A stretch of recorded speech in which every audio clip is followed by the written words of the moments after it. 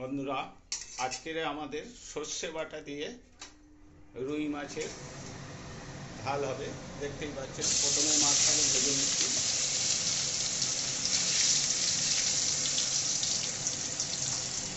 খুব সুন্দর একটা রেসিপি, সর্ষে বাটা দিয়ে রুই মাছের একটা সুন্দর রেসিপি হবে। দেখতেই পাচ্ছেন বন্ধুরা, প্রথমে কড়াই তেল দিয়ে আমরা মাছটাকে ভাজছি। আর আজকের আমার একটা সুন্দর রেসিপি হচ্ছে সর্ষে বাটা দিয়ে রুই মাছের ঝাল।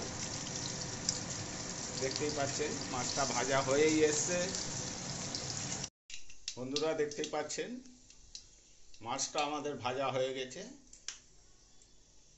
তেলেতে আমরা দিলাম কালো জিরে ও ফোড়ন, তারপরে কেটে রাখা টমেটোগুলো,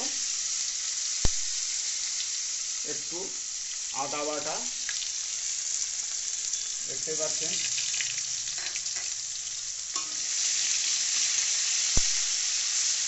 সর্ষে বাটা দিয়ে রুই মাছ হচ্ছে। সর্ষে বাটা দিয়ে রুই মাছের ঝাল। পরিমাণ মতো নুন দেওয়া হচ্ছে,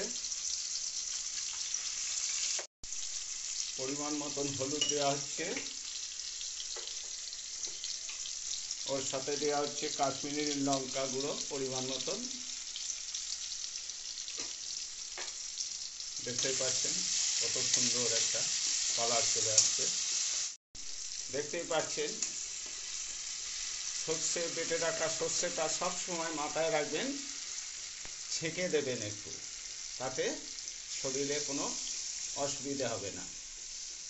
সুন্দর করে সর্ষে বাটাটা ছেঁকে রেখেছিলাম আমরা।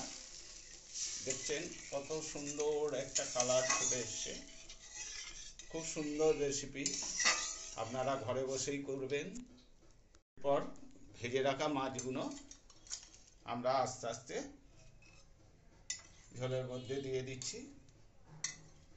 দেখতেই পাচ্ছেন কত সুন্দর একটা সর্ষে বাটা দিয়ে ঝাল। বন্ধুরা দেখতেই পাচ্ছেন আমাদের মোটামুটি সর্ষে বাটা ঝাল হয়েই গেছে। ওপর দিয়ে একটু পরিমাণ মতো সর্ষের তেল দিয়ে দিলাম,